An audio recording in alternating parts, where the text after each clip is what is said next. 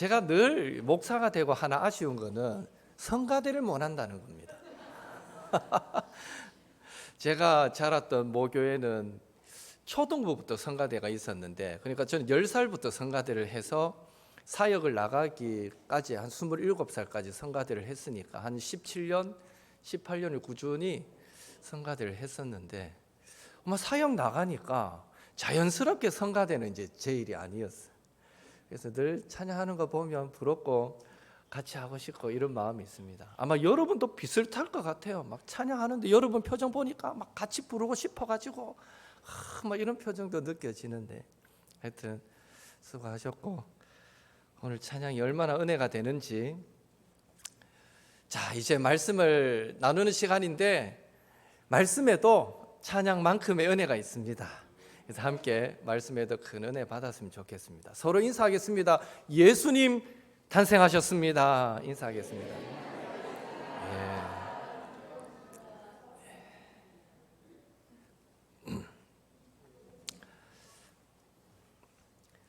약간 어려운 이야기로 시작해 보겠습니다.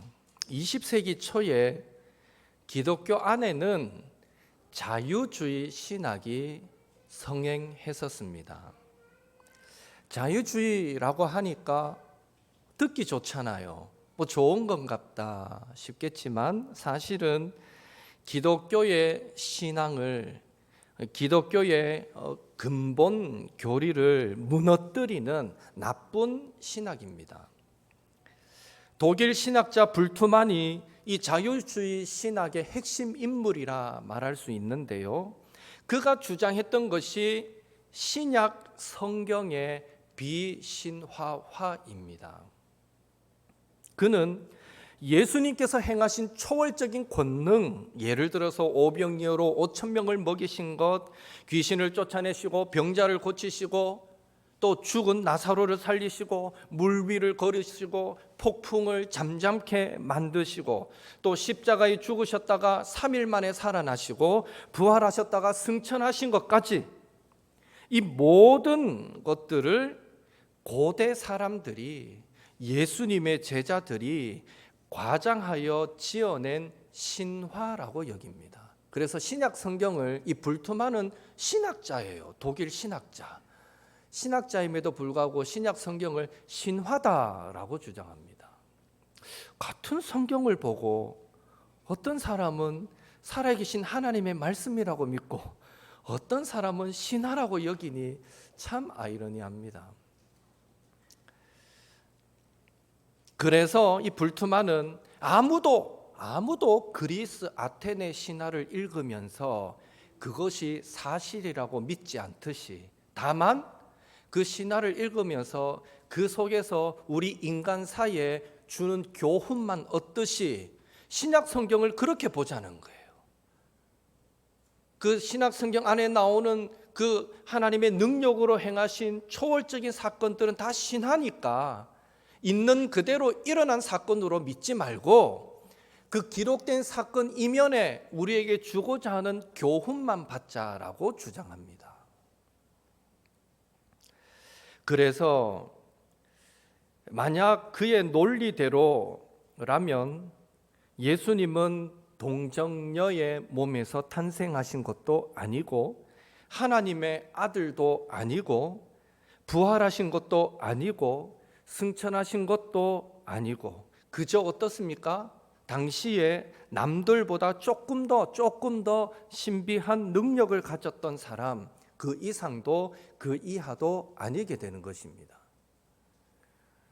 이렇게 20세기 초에 불트만을 비롯하여 자유주의 신학자들에 의해서 기독교의 이 정통 신앙을 신화라는 이름으로 무참히 짓밟히고 있을 때, 기독교의 이 정통 신앙을 지켜야 한다라는 운동이 일어났는데, 그 운동을 근본주의 운동이라고 합니다. 이 근본주의 운동은 이것만큼은 저 자유주의 신학에 양보할 수 없어, 이것이 무너지면 곧 기독교는 무너지고 말 거야 하는 마음으로 5가지 핵심 중요한 교리를 주장하게 되는데, 첫째가 성경 무오설입니다. 모든 성경은 전능하신 하나님의 감동으로 기록되었기 때문에 결코 성경은 틀리지 않는다라는 것입니다. 둘째, 예수님의 동정녀 탄생입니다. 예수님은 동정녀 마리아의 몸에서 성령으로 잉태되어 탄생하셨다라는 것입니다. 셋째가 예수님의 십자가 대속적 죽음입니다. 넷째가 예수님의 육체적인 부활입니다. 그리고 다섯째가 예수님의 임박한 육체적인 재림입니다. 다 거기에 육체가 들어가죠. 이단들이나 자유주의 신학자들은 육체를 다 빼려고 해요. 영적인 의미만 찾고 싶어 하기 때문에 그렇습니다. 이 다섯 가지를 가만히 보면 성경 무엇을 외에 모두가 예수님에 관한 교리고 또 사도신경으로 우리가 신앙 고백하고 있는 내용들입니다. 이렇듯 기독교의 기초를 이루는 가장 중요한 교리는 모두 예수님에 대한 교리입니다. 따라서 자유주의 신학이냐 아니면 바른 건전한 정통 신학이냐 또 이런 것들은 예수님에 관한 교리에서 결정이 됩니다. 이단이냐 아니냐도 예수님과 관한 교리로 결정이 난다는 것이죠. 특별히 오늘 읽었던 본문이 자유주의 신학자들에게 양보할 수 없었던 예수님의 동정녀 탄생에 관한 말씀인데요.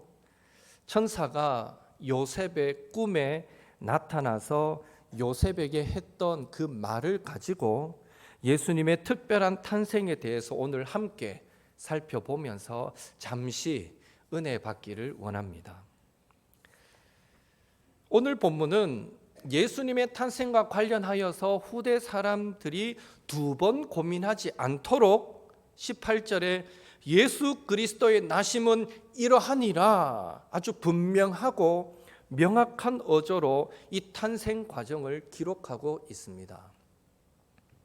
예수님은 요셉과 약혼한 처녀 마리아의 몸에서 성령으로 잉태하여 탄생하시게 됩니다. 요셉과 마리아가 약혼만 하고 각자의 집에서 결혼 준비를 하고 있던 상황에서 마리아가 예수님을 잉태했기 때문에 처음에 요셉은 이 마리아의 임신 소식을 듣고 조용히 파혼하려고 했습니다. 아직 정식 결혼도 하지 않았는데, 아직 신랑 신부가 합방하지도 않았는데 아내 될 사람이 임신했다는 소식이 들려왔어요. 성경 표현대로 요셉이 의로운 사람이었기에 조용하게 파혼하는 것으로 끝내려고 했지, 만약 이 요셉이 성질 있는 사람이었다면 세상에 어떻게 이런 일이 있을 수 있어 하면서 난리가 났을 것이고, 마리아의 임신 소식을 동네 사람들에게 다 알리고는 간음죄로 몰아서 부부의 신의를 저버린 그런 마리아를 율법의 규정대로 온 동네 사람들이 돌로 쳐서 죽였을 것입니다. 마리아가 그런 사람이라면, 의로운 사람이 아니라 성질 있는 사람이었다면 그 결과는 이런 비참한 결과를 맞이했을 것입니다. 그러나 요셉은 마리아를 너무나 사랑했던 것 같습니다. 그래서 자신만 조용히 파혼하는 것으로 눈 감아주면 진심으로 사랑했던 마리아가 그녀를 임신하게 했던 남자와 정식으로 결혼해서 벌받지 않고 잘 살 수 있으리라 생각했던 것 같습니다. 베드로전서 4장 8절에 무엇보다도 뜨겁게 서로 사랑할지니 사랑은 허다한 죄를 덮느니라 라는 말씀처럼 마리아를 향한 요셉의 사랑은 부부의 신의를 저버린 허물조차도 덮어주고자 했던 사랑이었다라고 말할 수 있는 것입니다. 이게 그 당시로서는 있을 수 없는 일이거든요. 요셉의 이런 의로운 행동에서 우리가 얻는 한 가지 교훈은 예수님 안에서 우리도 서로를 뜨겁게 사랑하자라는 것입니다.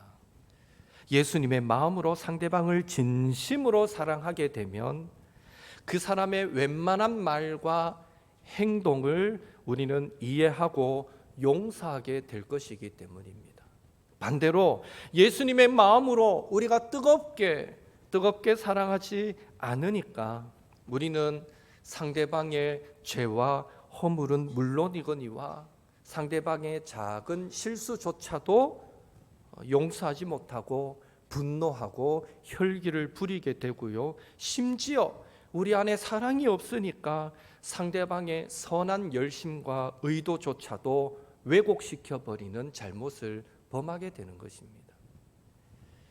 바라기는 우리도 상대방의 실수뿐 아니라 허물과 죄까지도 덮을 만큼, 그리고 상대방의 그 선한 열심과 의도는 진심으로 격려하고 인정할 만큼 가족과 성도와 동료와 이웃을 예수님 안에서 뜨겁게 사랑하며 살아가시는 우리 옥토의 성도님들 되시기를 예수님의 이름으로 축원합니다. 서로 인사할까요? 예수님 안에서 뜨겁게 사랑합시다. 예, 뜨겁게 사랑합시다. 예. 이렇게 요셉이 마리아를 조용히 끊고자 했을 때에 천사가 요셉의 꿈에 나타나서 말합니다. 20절 같이 읽겠습니다. 이 일을 생각할 때에 주의 사자가 현몽하여 이르되 다윗의 자손 요셉아 내 아내 마리아 데려오기를 무서워하지 말라. 그에게 잉태된 자는 성령으로 된 것이라. 내 아내 마리아 데려오기를 무서워하지 말라. 원어적인 의미는 주저하지 말라. 천사의 말의 핵심은 마리아의 임신은 성령으로 된 것이니 의심하지 말고 마리아를 아내로 맞아들이라는 것입니다. 예수님께서 성령으로 잉태되셨다라는 기록은 이 마태복음 1장에 3번 기록되어 있습니다. 방금 우리가 읽었던 20절 말씀에 천사가 말할 때 한 번 나오고요. 또 18절에 성령으로 잉태되었다라는 표현이 나오고요. 마지막 한 번은 16절에 나옵니다. 16절 같이 읽겠습니다. 야곱은 마리아의 남편 요셉을 낳았으니 마리아에게서 그리스도라 칭하는 예수가 나시니라. 아멘. 16절을 보면 예수님께서 성령으로 잉태되셨다는 말이 직접적으로 나오지는 않습니다. 그러나 16절 말씀을 예수님의 족보를 기록하고 있는 앞에 2절에서 15절까지의 말씀과 비교해 보면 그 기록 형식에서 한 가지 차이점을 우리는 발견하게 되는데, 다른 모든 구절들은 족보를 기록할 때 아버지가 아들을 낳고 또 아버지가 아들을 낳고 이렇게 기록되어 있습니다. 2절에서 15절까지.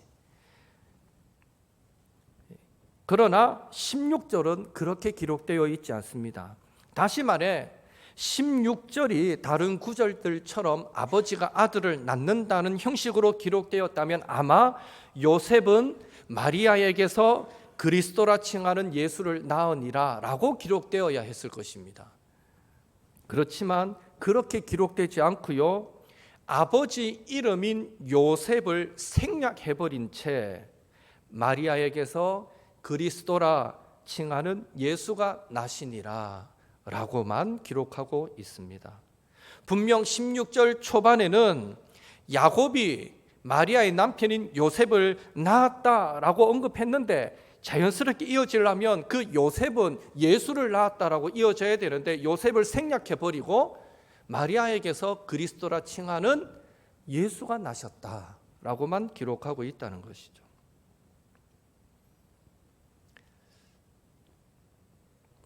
왜 마태는 16절에서 다른 형식으로 기록했을까요? 왜 하나님은 마태가 이 마태복음을 기록할 때에 16절에서 예수님의 탄생과 관련해서는 다르게 기록하게 하셨을까요? 그것은 마리아가 예수님을 임신한 것이, 잉태한 것이 요셉에 의한 것이 아니라 성령님에 의한 것임을 강조하기 위해서였습니다. 그래서 18절에 보면 마리아를 소개할 때에는 그의 어머니, 즉 예수님의 어머니라고 마리아를 소개하지만 요셉을 표현할 때는요, 그의 아버지, 예수의 아버지라고 소개하지 않습니다. 그런 수식어 자체가 없고요, 그냥 요셉이라고만 기록하고 있습니다. 이 모든 것이 예수님은 성령으로 잉태되셨다라는 것을 강조해주고 있는 것입니다. 예수님께서 성령으로 잉태되셨다는 것을 믿지 못하는 사람들이 얼마나 많습니까? 그런 사람들은 반대 의견을 냅니다. 어떻게 처녀가 잉태할 수 있습니까? 믿을 걸 믿어야지요. 그건 과학적으로 불가능합니다. 심지어 그래서 어떤 사람들은 예수님은 로마 군인의 사생아입니다 라고까지 주장하기도 합니다. 그렇다면 저와 여러분은 예수님의 동정녀 탄생을 어떻게 믿게 되었습니까? 사실 예수님의 동정녀 탄생은요, 논리적으로, 과학적으로는 믿을 수가 없습니다. 그런 접근으로는 불가능합니다. 그렇다면 여러분께 묻겠습니다. 여러분은 예수님께서 성령으로 말미암아 동정녀 마리아의 몸에서 탄생하신 것을 믿으십니까? 아이고, 우리 가운데도 못 믿는 분이 몇 분 계시네요. 이 아멘 할 때 안 하면 의심받습니다. 다시 한번. 여러분은 예수님께서 성령으로 말미암아 동정녀 마리아의 몸에서 잉태되어 탄생하신 것을 믿으십니까? 아멘. 아멘. 그렇다면 어떻게 그 사실을 믿게 되셨습니까? 이 부분에서 우리가 말할 수 있는 것은 우리는 오직 주의 은혜로 어느 한순간 그 사실을 믿게 되었다는 것입니다. 맞죠? 다 믿고는 있어요. 그런데 어떻게 믿게 됐냐 하면 말을 못해요. 어느 한순간 믿게 되었어요. 은혜로. 마리아에게 임하신 성령님께서 저와 여러분에게 임하셔서 우리의 마음을 열어주시고 우리가 이성적으로는 도무지 믿을 수 없었던 그 사실을 이성을 초월하여 믿음으로 받아들이도록 역사해 주셨기 때문에 가능했던 것입니다. 예수님께서 성령으로 잉태되어 동정녀의 몸에서 탄생하셨다라는 이 사실뿐 아니라 태초에 하나님께서 천지를 창조하셨다, 말씀으로 천지를 창조하셨다라는 이 내용까지 우리는 성경의 모든 내용을 이성으로가 아니라 성령의 역사로 말미암는 오직 은혜의 믿음으로 받아들였던 것입니다. 어느 교회 주일학교 선생님이 종교 서적을 읽다가 자유주의자들이 써놓은 좋지 못한 책을 읽었습니다. 그리고 거기에 영향을 받고는 자기 딴에 놀라운 어떤 사실을 깨달았다라는 듯이 주일이 되어 이제 주일학교 학생들에게 가르칩니다. 이렇게 말합니다. 여러분, 출애굽한 이스라엘 백성들이 홍해가 쫙 갈라진 그 사이를 걸어서 건넜다고 여러분 알고 있죠? 그런데 사실은 그게 아니에요. 홍해 바다는 히브리어로 갈대 바다입니다. 그러니까 이스라엘 백성들은 물 수심이 30cm 정도밖에 안 되는 그 갈대가 많이 나 있는 그 갈대 바다 사이를 걸어서 건넜던 것입니다. 절대 깊은 바다가 갈라져서 건넌 것이 아닙니다. 이렇게 아이들에게 말합니다. 멀리서 보니까 그게 바다를 건너는 것처럼 보인 것이지 절대 바다를 건넌 것이 아닙니다 라고 말하죠. 가만히 듣던 한 학생이 벌떡 일어나더니 막 소리칩니다. 아, 하나님, 이런 엄청난 기적을 일으켜 주시니 감사합니다. 선생님이 당황합니다. 학생, 무슨 소리예요? 30cm 정도 깊이밖에 안 되는 그 길을 걸어갔다니까요 라고 말하니까 이 학생이 뭐라고 대답했는지 아십니까? 선생님, 30cm밖에 안 되는 그 얕은 바다에 애굽 군대가 모두 빠져 죽었다니 이보다 더 큰 기적이 어디 있습니까? 하고 얘기했다는 것이죠. 놀라운 기적 아닙니까? 그 학생은요, 그 학생의 믿음은 성경에 어떤 구절을 갖다 놓고 얘기해도 다 믿음으로 아멘할 그런 믿음이에요. 그 선생님은요, 콩으로 메주를 쓴다 해도 못 믿을 사람이고요. 예. 이렇듯 성경의 모든 내용은 오직 은혜의 믿음으로만 우리가 받아들일 수 있습니다. 따라서 우리가 예수님께서 성령으로 잉태되어 동정녀 마리아의 몸에서 탄생하셨다라는 사실을 믿고 있다는 것이 기적이고 오직 은혜의 믿음을 소유했다는 증거이고 축복인 줄로 믿습니다. 그런데 놀라운 사실은요, 예수님의 그 동정녀 탄생도 믿으면서 하나님께서 말씀으로 이 온 우주 만물 천지를 창조하셨다는 것도 믿으면서 하나님께서 출애굽한 이스라엘 백성을 광야에서 낮에는 구름 기둥으로 밤에는 불 기둥으로 그들을 덮어 보호하시고 또 만나를 내리시고 메추라기를 보내주셔서 그들을 먹이시고 반석에서 물이 솟아나게 하셔서 마시게 하셨다는 것도 믿으면서 엘리야 선지자가 기도하니까 하늘에서 불이 떨어져서 그 제단을 불살라 버렸다는 것도 믿으면서 다니엘의 세 친구들이 금신상에게 절하라고 했을 때 우리는 죽을지언정 신상에게 절하지 못하겠습니다, 우리는 하나님만 섬기겠습니다 하는 믿음으로 이 신상에게 절하지 않고 결국 풀무불에 활활 타오르는 풀무불에 던져졌을 때 그 풀무불 가운데서도 머리카락 하나도 상하지 않고 생명을 건질 수 있었다는 것, 그 하나님의 역사를 믿으면서 이상하게 우리의 현실에서 부딪혀오는 건강, 자녀, 물질, 직장, 인간관계 등의 문제 앞에서 우리는 왜 그렇게 쉽게 좌절하고 왜 그렇게 우리는 시험에 빠지기 쉽고 왜 그렇게 쉽게 우리의 믿음은 작아지고 약해질 때가 많은가 하는 것입니다.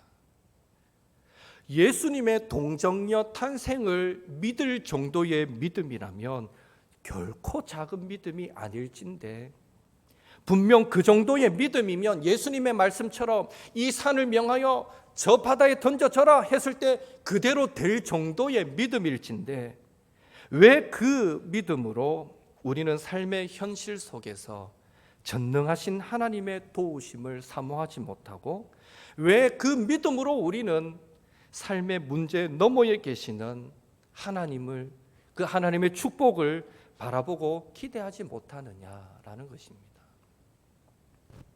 24절에 보니까 요셉은 꿈에서 천사의 말을 듣고 잠에서 깨자마자 주저하지 않고 아내를 데려왔습니다.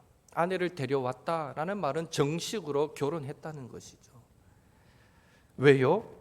비록 자기 앞에 주어진 이 상황이 이성적으로는 쉽게 받아들여질 수 있는 상황은 아니었지만 천사를 통해 주신 그 하나님의 음성을, 하나님의 말씀을 붙들므로 요셉은 그 상황을 통해 놀랍게 역사하실 전능하신 하나님을 믿음으로 기대하고 소망했기 때문입니다. 바라기는 천사를 통해 하나님의 음성을 듣고 두렵고 주저되는 현실 속에 놀랍도록 일하실 하나님을 기대하고 소망함으로 마리아 데려오기를 주저하지 않았던 요셉처럼 우리도 예배를 통해 또 성경 말씀을 통해 들려주시는 그 하나님의 약속의 말씀을 믿음으로 붙들므로 꽁꽁 얼어붙은 것 같은 우리의 현실 속에 삶의 여러 가지 염려, 근심, 걱정 속에 우리를 위해서 놀라운 일들을 이루시고 행하시는 그 하나님을 기대하고 소망함으로 모든 순간에 하나님께서 주시는 참 평안, 참 기쁨, 참 자유가 저와 여러분의 심령과 생활 가운데 차고 넘치게 되기를 예수님의 이름으로 축원합니다. 그렇다면 왜 예수님은 동정녀의 몸에서 잉태하셔야만, 탄생하셔야만 했을까요? 왜? 그냥 요셉과 마리아의 정상적인 남녀 관계 속에서 탄생하시면 안 되는 것일까요? 예수님께서 성령으로 잉태되셔야만 하는 이유가 있다면 이유가 무엇일까요? 첫째로 예수님은 하나님이셔야 했기 때문입니다. 예수님은 참 사람이면서 동시에 참 하나님이셨습니다. 우리가 앞에 찬송할 때 이 세상에 주께서 탄생할 때에 참 신과 참 사람이 되시려고 저 동정녀 몸에서 나시었으니 엎드려 절하세. 우리가 찬양할 때 오늘 이 말씀을 그대로 그냥 찬양한 것과 똑같아요. 예수님은 성령으로 잉태되신 그 순간부터 하나님이셨습니다. 어린 아기로 베들레헴 마구간에 누워 계실 때도 하나님이셨습니다. 유년 시절 부모 밑에서 자라나실 때도 하나님이셨습니다. 다 성장하셔서 공생의 사역을 하실 때도 하나님이셨습니다. 따라서 예수님은 사람에게서 사람으로 탄생하시되 동시에 하나님으로 탄생하셨다라는 표징이, 징조가 필요했습니다. 그냥 정상적인 남녀 관계에서 탄생하시면 하나님 되신 표가 어디에 있겠습니까? 그래서 이사야 7장 14절은 장차 오실 메시아 구원자를 이렇게 예언하고 있습니다. 함께 읽겠습니다. 그러므로 주께서 친히 징조를 너희에게 주실 것이라. 보라, 처녀가 잉태하여 아들을 낳을 것이요 그의 이름을 임마누엘이라 하리라. 아멘. 바로 처녀의 몸에서 탄생하는 징조를 가져야만 우리의 구원자요 곧 하나님이 되실 수 있는 것입니다. 그래서 예수님은 동정녀 탄생을 통해 친히 자신이 성경이 예언하고 있는 구원자이고 자신이 하나님 되심을 보여주셨던 것입니다. 둘째로 예수님은 죄 없으신 분이셔야 하기 때문입니다. 예수님은 사람으로 탄생하시되 죄가 없으셔야 했습니다. 우리가 흔히 죄를 말할 때 두 가지 죄를 말합니다. 하나는 사람이 살아가면서 짓는 자범죄이고요. 다른 하나는 사람이 태어날 때부터 가지는 원죄입니다. 여러분, 사람은 죄인이기 때문에 죄를 짓습니까? 죄를 짓기 때문에 죄인입니까? 뭐라고요? 죄인이기 때문에 죄를 짓는다. 예, 맞습니다. 성경적으로 이해할 때 우리는 태어나면서부터 원죄를 가지고 태어난 죄인이기에 죄를 짓습니다. 우리는 태어나면서부터 죄성을 갖고 태어나는 것입니다. 그래서요, 가르쳐주지 않아도 나쁜 짓은 얼마나 잘 배우는지 모릅니다. 여러분도 자녀 키우면서 도대체 어디 가서 저거 배워왔노? 이런 얘기 한 번씩 하셨잖아요. 좋은 거는요, 가르치고 또 가르치고 또 가르쳐도 잘 안 되는데 나쁜 거는요, 안 가르쳐도 잘 돼요. 이게 죄성을 갖고 태어났기 때문입니다. 아담의 후손인 이 세상 모든 사람은 누구도 이 원죄에서 자유할 수 없습니다. 따라서 예수님은 아담의 후손들이 태어나는 방법과 같은 방법으로 태어나실 수가 없었습니다. 만약 그렇게 태어났다면 예수님도 원죄를 가지시기 때문입니다. 그리고 만약 예수님께 원죄가 있게 되면 모든 인류의 죄를 씻는 구원은 불가능하게 되는 것입니다.